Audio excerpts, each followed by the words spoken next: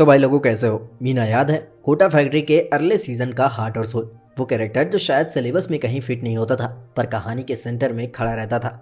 जब हम सीजन 4 देखते हैं तो सरफेस लेवल पे सब कुछ टेक्निकली करेक्ट लगता है। एक्टिंग स्ट्रॉन्ग है, राइटिंग ज्यादा मेच्योर हो चुकी है, इमोशन हैवी और ग्राउंडेड है। फिर भी स्क्रीन बंद करने के बाद एक अजीब सा खाली बन रह जाता है। ऐसा लगता है जैसे कहानी तो सब कुछ कह दिया पर कुछ बोलना भूल गई है। और ये फीलिंग सिर्फ एक दो लोगों तक सीमित नहीं रही, काफी ऑडियंस ने ये महसूस किया।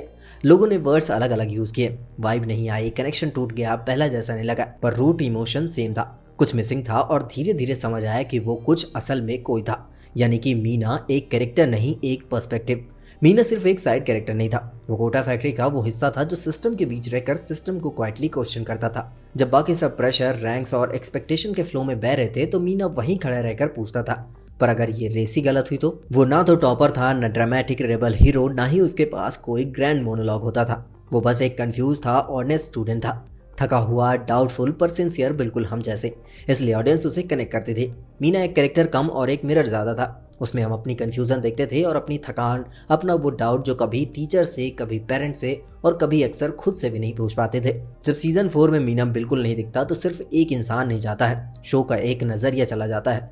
बिना क्लोजर का गायब हो जाना कहानी का सबसे सच्चा हिस्सा, पर मीना का बिना एक्सप्लेनेशन के गायब हो जाना असल में उतना ही रियल है जितना कोटा खुद। असली कोटा में लोग ड्रामेटिक फेयरवेल नहीं लाते। कोई एक दिन क्लास आना बंद कर देता है, कोई चुपचाप हॉस्टल खाली कर देता है, तो कोई बस घर चला जाता है और बाकी लोग बस इतना ही कहते रह जाते हैं, यार वो आजकल नहीं दिख रहा है।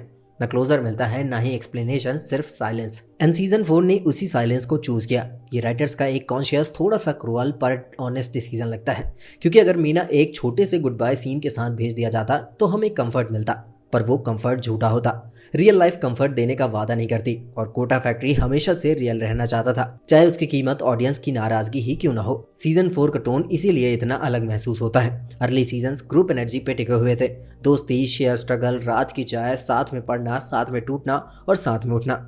सीजन 4 एक अलग फेज दिखाता है, वो फेज जहाँ प्रेशर पीक पर होता है, एग्जाम सर पर होते हैं, फ्यूचर एकदम सामने खड़ा होता है और चाहे आप लोगों से घिरे हो, अंदर से आप अकेला ही महसूस करते हो।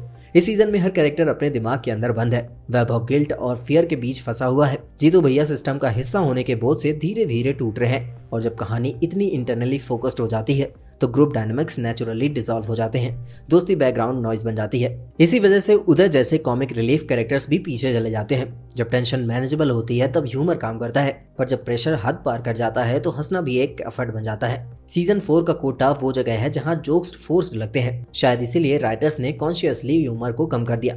उन्होंने डिस्कम्फर्ट को डिल्यूट करने के बजाय उसे फील करने दिया। ये भी एक साइकोलॉजिकल ट्रुथ है, एक्सट्रीम स्ट्रेस के दौरान सबसे पहले हंसी ही गायब होती है। इस इमोशनल शिफ्ट के पीछे प्रैक्टिकल रियलिटीज भी हैं जिन्हें फैंस अक्सर इग्नोर कर देते हैं। वेब सीरीज एक आइडियल दुनिया में नहीं बनती।